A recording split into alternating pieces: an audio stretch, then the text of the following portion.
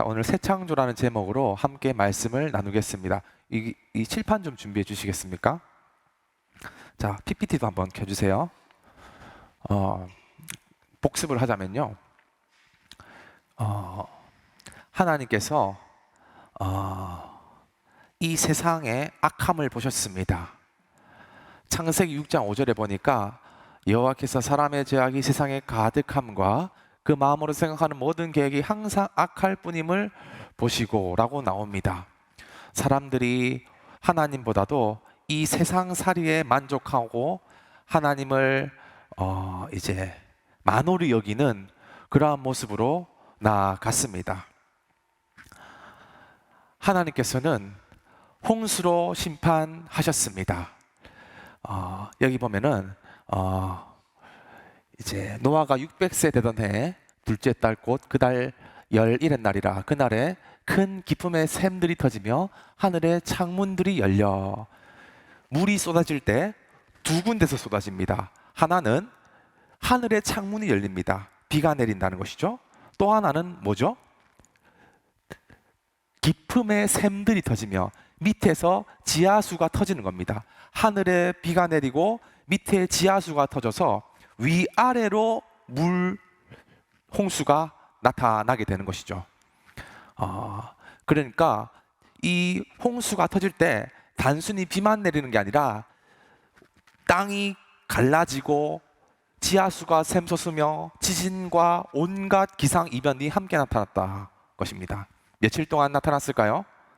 40주야를 비가 내렸습니다. 자, 그리고 그 땅에 있는 모든 생물들이 다 홍수로 심판받았습니다. 높은 산도 바다 이 홍수 심판 안에 잠겼습니다.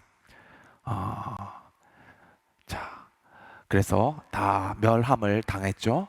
오직 노아의 방주만이 그 물 위에 떠 올랐습니다. 그래서 지난주 설교 제목 기억나는 사람? 세 글자입니다. 무동력입니다. 무동력. 하나님의 인도하심에 따라 나아가는 그런 노아의 방주를 말씀드렸죠. 자, 이제 보면은 이제 1번 문제입니다. 자, 1번에 보니까 150일 창궐 7월 17일 물이 줄어듦 아라랏산 나옵니다. 창세기 8장 3절 4절을 보면은 이런 말씀이 나옵니다. 물이 땅에서 물러가고 점점 물러가서 150일 후에 줄어들고 일곱째 달 곧 열일의 날에 방주가 아라랏산에 머물렀으며 나옵니다. 40주야가 이제 홍수로 이제 비가 내리다가 며칠 동안 물이 창궐해 있습니까? 8장 3절에 보니까 150일 동안 물이 창궐해 있습니다. 그리고 서서히 줄어듭니다. 그러면서 4절에 일곱째 달 곧 그 달 열일의 날에 일곱째 달 곧 열일의 날에 어떤 산이 보였습니까? 아라랏산. 아라랏산이 보이게 되었습니다.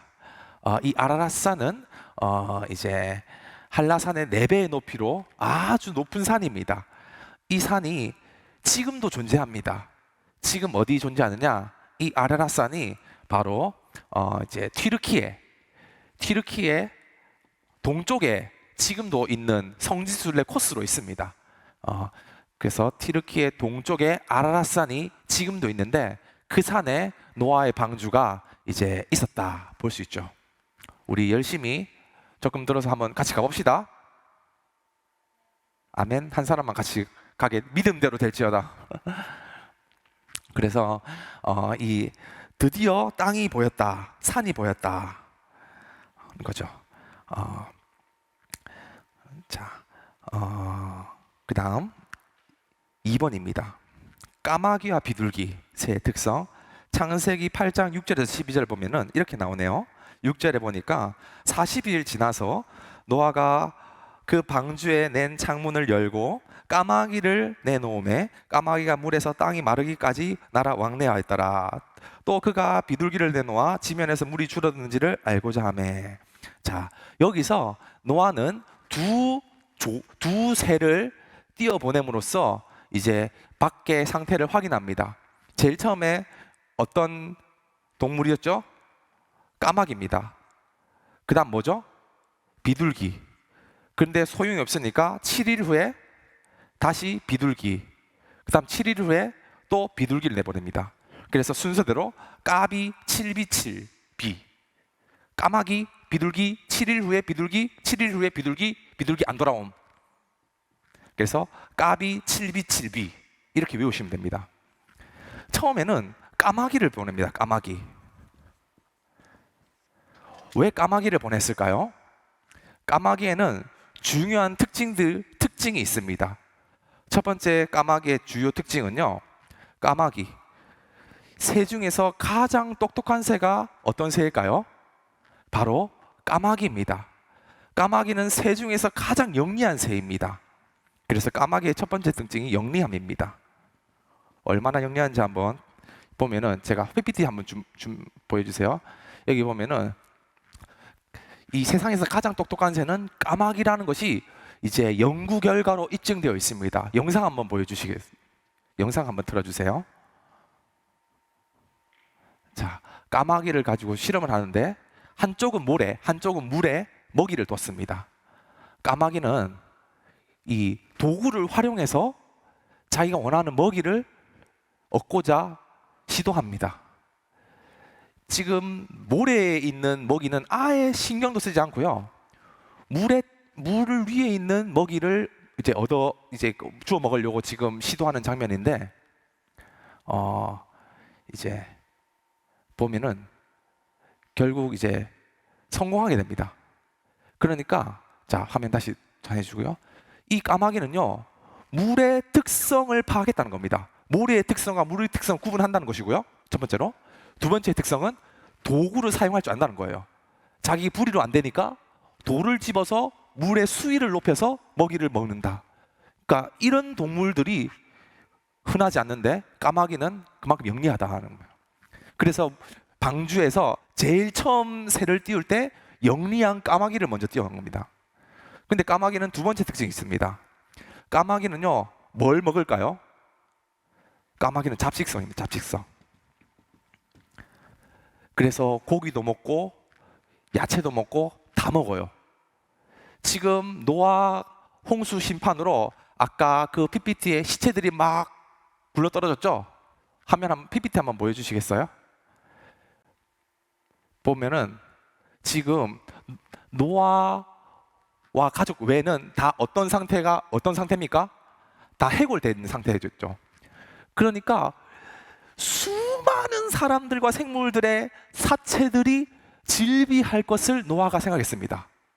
그런데 이 사체를 제일 또 잘 먹는 새가 있어요. 어떤 새일까요?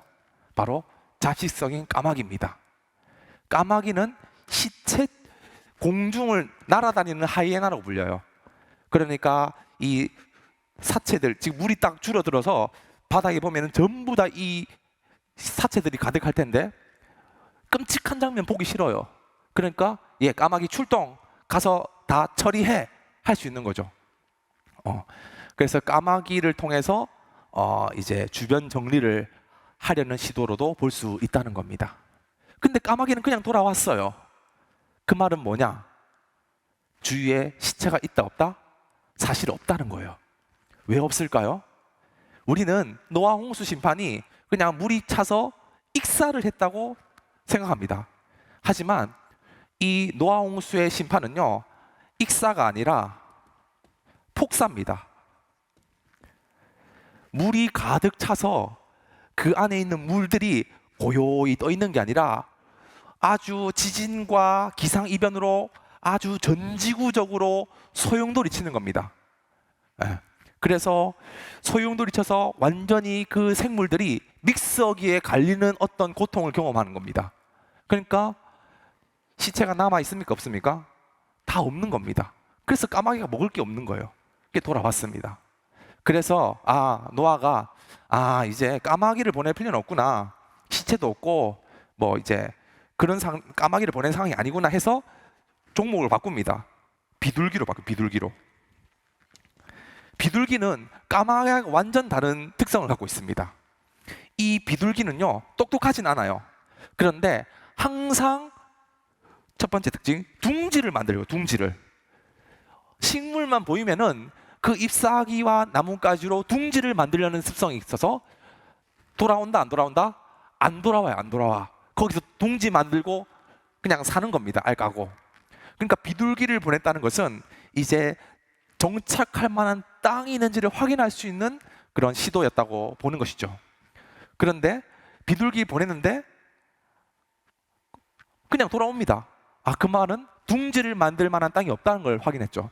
7일 후에 다시 이제 비둘기를 보냅니다. 이때 입에 뭘 물고 옵니까? 감람나무 잎사귀를 물고 오게 됩니다. PPT 한번 보여주시겠어요? 네. 이 보면은 감람나무 잎사귀를 물고 옵니다. 그 다음에 근데 돌아왔다는 것은 그것이 충분한 상태는 아니었다. 그래서 7일 있다가 다시 비둘기를 보내는데 돌아온다 안 돌아온다? 안 돌아온다. 그 말은 뭐냐? 이미 땅이 완전히 말라서 충분히 비둘기가 정착할 만한 상태가 되었다는 걸 말해요. 그래서 까비 7비 7비 X 이렇게 외우면 됩니다. 그 다음에 이제 그 3번입니다. 방주에서 이제 내리게 되는 거예요. 방주에서 내려서 한번 내린 장면을 한번 보겠습니다. 창세기 8장 14절에 보면은 둘째 날 21의 날에 땅이 말랐더라 하면서 16절에 너는 내 아내와 아들들을 며느리와 함께 방주에서 나와라 하면서 17절에 너와 함께한 모든 혈육 있는 생물 곧 새와 가축과 땅에 기는 모든 것을 다 이끌어내라 이것들이 땅에서 생육하고 땅에서 번성하리라 하심에 19절에 다 나왔다 이렇게 나오죠. 자, 이제 방주에서 나오게 되었습니다. 그런데 이 노아가 방주에서 나오자마자 제일 먼저 한 일이 뭘까요? 바로 제사입니다. 제사. 하나님을 예배하는 것, 경외하는 것. 그러니까 이 노아의 심리 상태는 어땠을까요? 방주 안에서의 무서워. 이 홍수 심판 언제 끝나는 거야? 덜덜덜덜덜이 아니라 하나님을 경외하는 마음을 갖고 있었다는 걸 엿볼 수 있어요. 그래서 내리자마자 그가 한 일은 하나님을 경외하고 찬양하는 일이었습니다. 이것은 그냥 얼떨결에 우발적인 행동이 아니라 이미 벼르고 있었다는 거예요. 준비하고 있었다는 겁니다. 하나님 앞에 먼저 제사 드리고 경배하면서 나아갔다. 방주 안에서조차도 하나님을 향한 경외함은 노아에게 있었다. 이렇게 볼 수 있죠. 그러면서 이제 노아가 맞이한 세상은 너무나도 다른 세상이었습니다. 너무나도 이전과 다른 세상이었어요.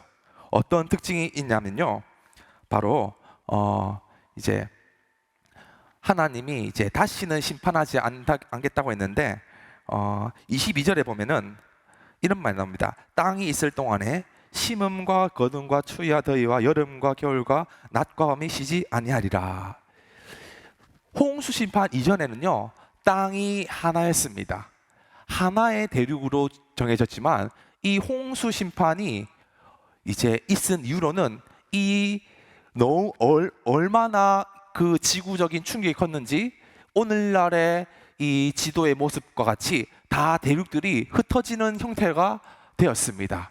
이것이 하나였다는 증거는 바로 이제 그 아메리카의 대륙의 화석과 아프리카의 대륙의 화석이 서로 붙였을 때 동일 유사 화석이 나왔다는 그런 고고학적인 자료를 통해서 확인할 수 있는 거예요. 물론은 이론이고 추측이지만.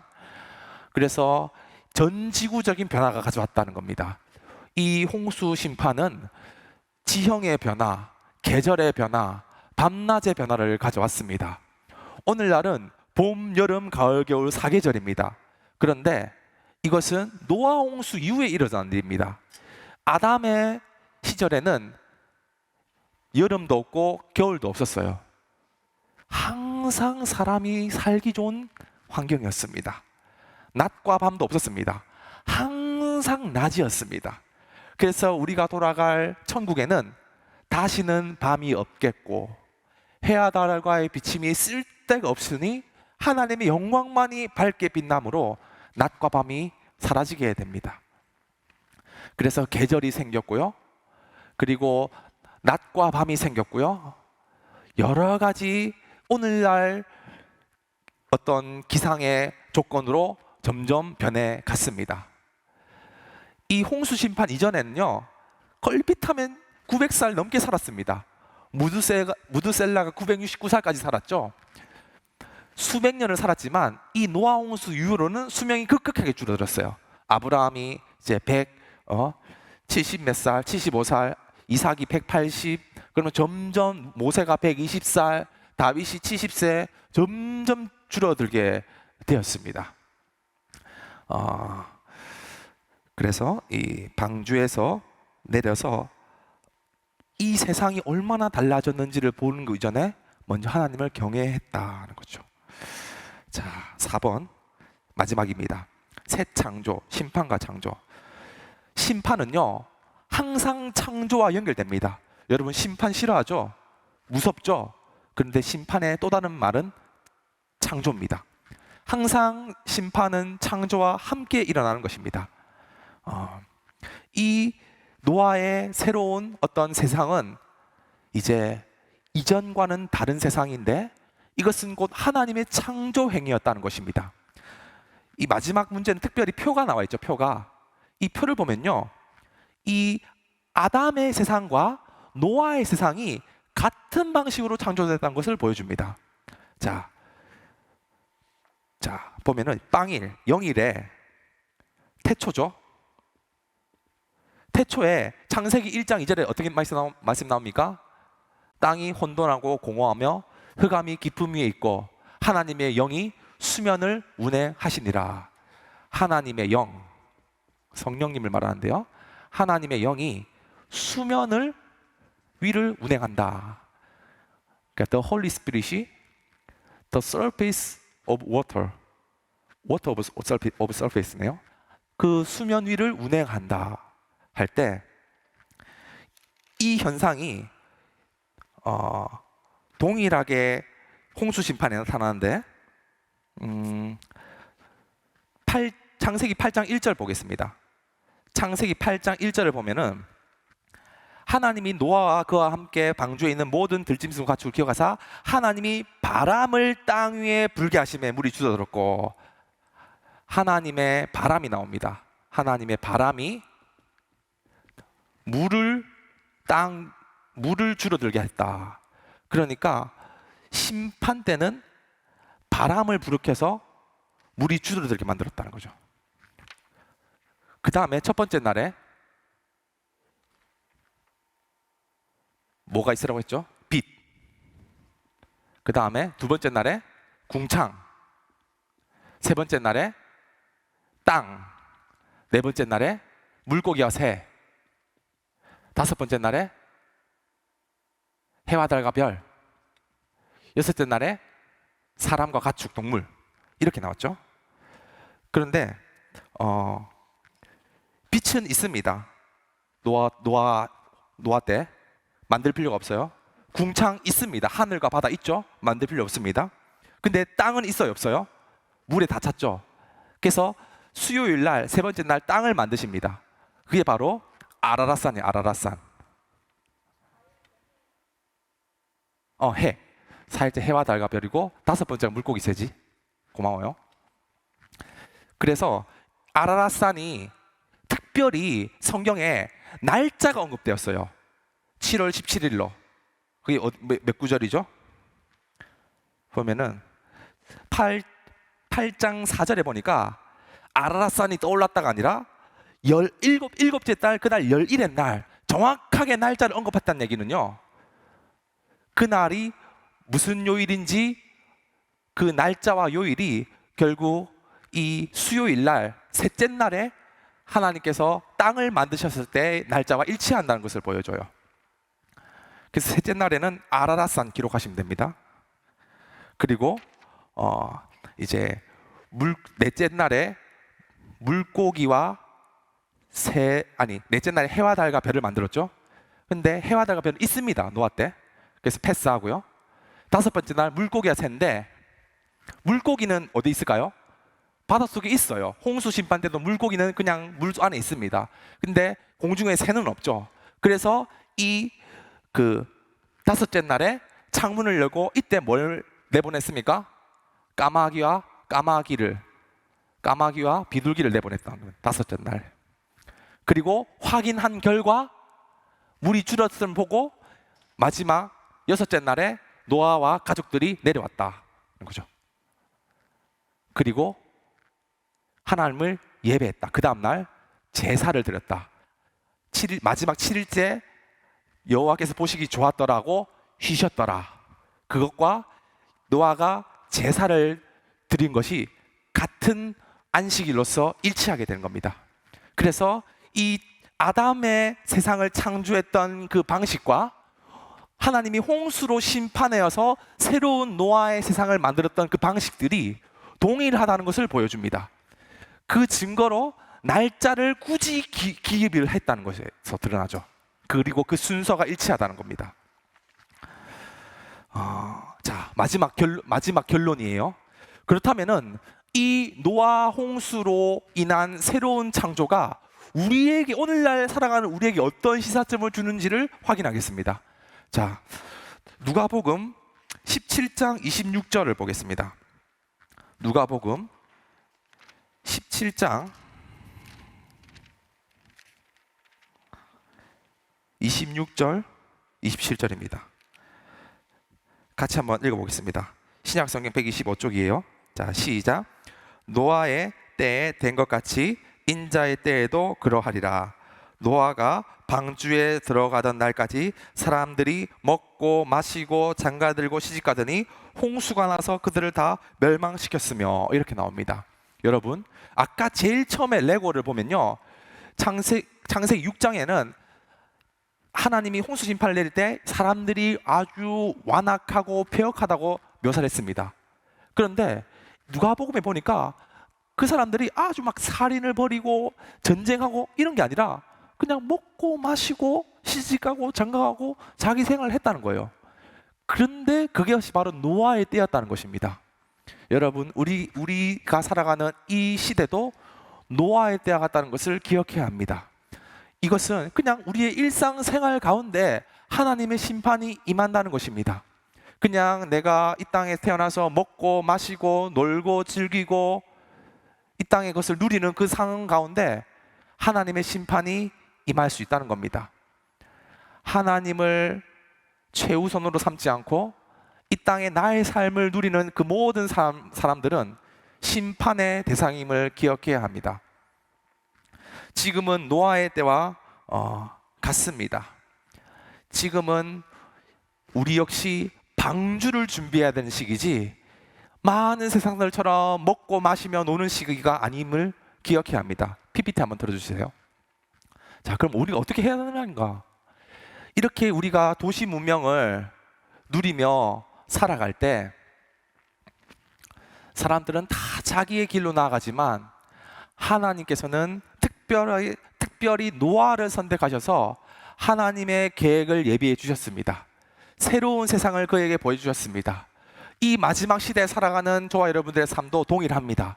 하나님께서는 저와 여러분들을 택하셔서 노아처럼 방주를 준비하게 하사 하나님의 나라와 하나님 새하늘과 새 땅을 우리에게 보여주실 것입니다. 그리고 그 방주는 누구를 상징할까요? 바로 예수 그리스도를 상징하는 것입니다. 아담, 노아, 그리고 이후에 나타날 아브라함, 모세, 다윗은 항상 새로운 시대를 예고하는 사람들이었습니다. 그리고 그 예고의 실체는 바로 예수 그리스도 한 분을 가리키는 것이었습니다. 예수님은 실제로 이 땅에 오셨고 십자가의 죽으심과 부활하심으로 이제 마지막 시대를 이미 여셨습니다. 우리는 그 시대의 말을 살아가고 있습니다. 우리 역시 노아의 방주 예수 그리스도를 마음에 믿고 고백하며 이 땅을 준비해야 하는 시기입니다. 먹고 마시는 시기가 아니라, 시집가고 장가가는 시기가 아니라 마지막 시기를 준비해야 한다는 것입니다.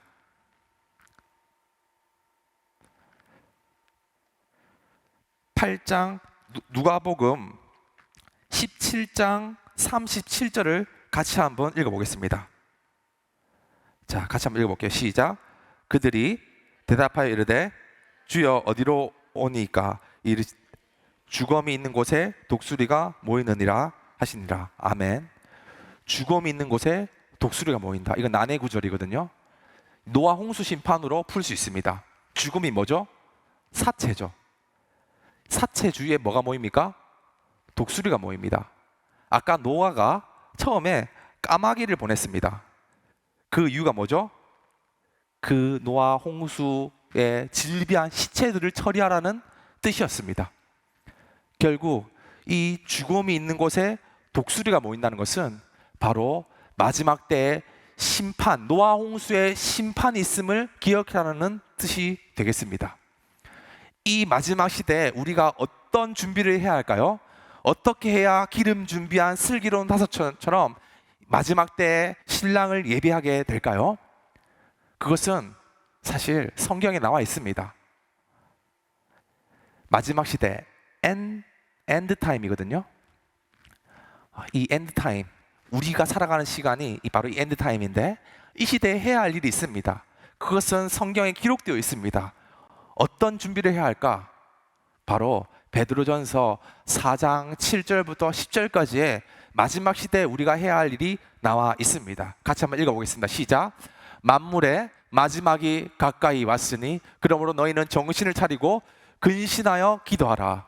무엇보다도 뜨겁게 서로 사랑할지니 사랑은 허다한 죄를 덮느니라. 서로 대접하기를 원망 없이 하고 각각 은사를 받은 대로 하나님의 여러 가지 은혜를 맡은 선한 청지같이 서로 봉사하라. 마지막 시대 때는요, 깨어 정신을 차리고 기도해야 한다는 것입니다. 그리고 4장 8절이 중요한데요, 무엇보다도 뜨겁게 서로 사랑하라고 말씀하고 있습니다. 우리가 이 마지막 시대라고 해가지고 뭔가 극단적이고 자극적이고 어떤 눈에 보이는 거대한 프로젝트와 어떤 일들을 도모하기가 쉽습니다. 그것이 이 마지막 시대의 어떤 특별한 일인 줄로 착각할 수 있습니다. 하지만 예수님께서 마지막 십자가 지시기 전에 제자들에게 불러놓고 하신 말씀은 다른 것이 아닙니다. 너희가 서로 사랑하라. 내가 너희를 사랑한 것 같이 서로 사랑하라 했습니다. 이 마지막 시대를 살아가는 우리에게 주어진 하나님의 말씀은 단순합니다. 뜨겁게 사랑하는 것입니다. 그것은 서로 대접하고 서로 봉사하고 기도하는 것으로 우리가 실천할 수 있습니다. 특별한 것이 아니에요. 하나님께서 마지막 시대에 우리에게 요구하는 것은 대단한 어떤 눈에 보이는 거대한 자랑할 만한 빛깔번쩍한 화려한 세련된 어떤 대형 프로젝트가 아니라 우리가 서로 함께 사랑하는 것에 있습니다. 믿습니까? 그래서 우리가 이 마지막 시대에 오히려 더 뜨겁게 기도하고 사랑함으로 주님 오실 그날을 준비하는 저희들 되기를 바랍니다. 아멘.